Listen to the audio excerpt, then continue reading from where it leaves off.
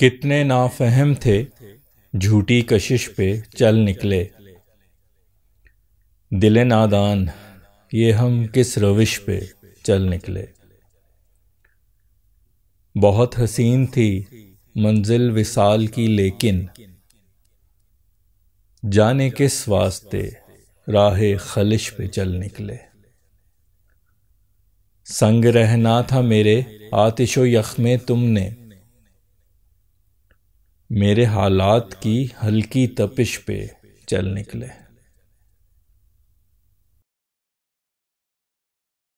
السلام علیکم، امید ہے آپ سب لوگ خیریت سے ہوں گے۔ امید ہے آپ کو غزل پسند آئی ہوگی۔ ایک مختصر سی غزل تھی، زیادہ تر میری غزلیات ذرا طویل ہوتی ہیں، یہ والی تھوڑی مختصر تھی۔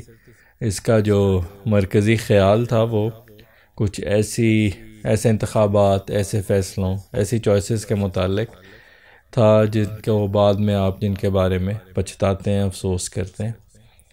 تو اب میں اشعار کا مفہوم، درپردہ سوچ اور پس منظر بیان کروں گا۔ تو غزل کا جو مطلع ہے وہ جھوٹی کشش سے متعلق ہے۔ بعض اوقات کچھ چیزیں آپ کے لیے بڑی پرکشش ہوتی ہیں، لیکن وہ کشش جو ہے وہ جھوٹی ہوتی ہے، اور ہم اپنی نادانی میں، نافہمی میں اس کشش کے پیچھے چل پڑتے ہیں، اور بعد میں سوچتے ہیں کہ ہم نے ایسا کیوں کیا۔ تو شعر اس طرح ہے کہ کتنے نافہم تھے جھوٹی کشش پہ چل نکلے، کتنے نافہم تھے جھوٹی کشش پہ چل نکلے، دل نادان یہ ہم کس روش پہ چل نکلے، دل نادان یہ ہم کس روش پہ چل نکلے۔ کتنے نافہم تھے جھوٹی کشش پہ چل نکلے، دل نادان یہ ہم کس روش پہ چل نکلے۔ عموماً انسان جو ہے اپنے منزل کے حساب سے اپنے راستے کا تعین کرتا ہے۔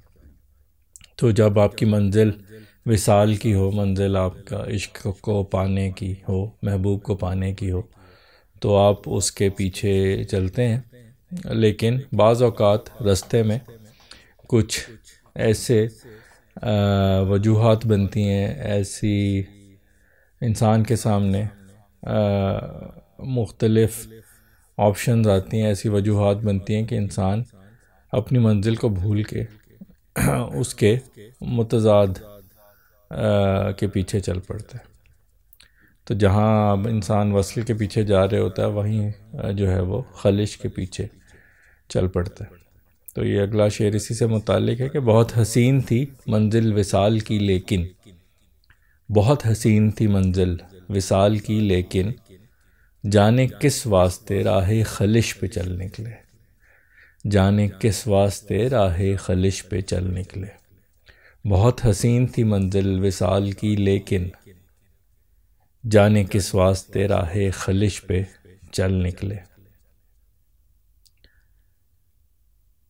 اگلا شعر جو ہے وہ ایک محبوب سے شکایت ہے کہ عموماً محبوب کے درمیان، محبوب اور آپ کے درمیان عہد و پیما ہوتے ہیں، یہ وعدے کیے جاتے ہیں، قسمیں اٹھائی جاتی ہیں کہ ہم ایک دوسرے کے ساتھ ہر حالت میں رہیں گے، حالات جتنے بھی خراب کیوں نہ ہو جائیں، ہم ایک دوسرے کے ساتھ رہیں گے۔ وہ جو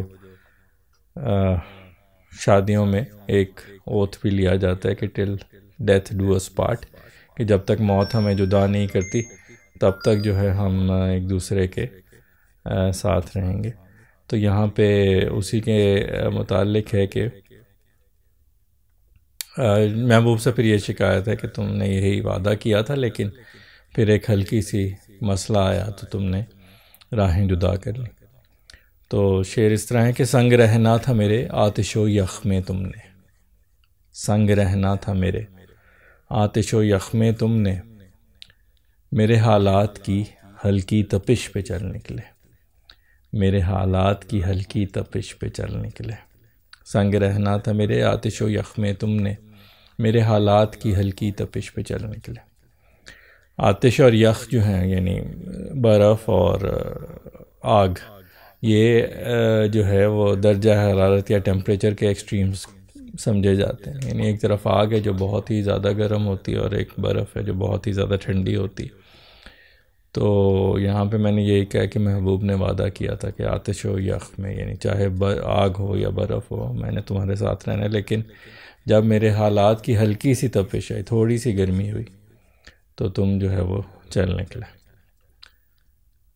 کتنے نافہم تھے، جھوٹی کشش پہ چل نکلے، دل نادان یہ ہم کس روش پہ چل نکلے. جی تو امید کرتا ہوں آپ کو یہ غزل پسند آئی ہوگی اور آپ نے اشعار کے مفہوم سے بھی لطف لیا ہوگا. اگلی غزل تک کے لیے آپ سے اجازت چاہتا ہوں، اس دعا کے ساتھ کہ اللہ آپ کو اپنے حفظ و امان میں رکھے، شاد و آباد رکھے، خوش و خرم رکھے، بیماریوں، پریشانیوں اور آزمائشوں سے محفوظ رکھے. اپنا بہت خیال رکھیے گا، خوش رہیے، خوشیاں بانٹیے. انشاءاللہ اگلی غزل کے ساتھ آپ سے دوبارہ ملاقات ہوگی. تب تک کے لیے اللہ حافظ.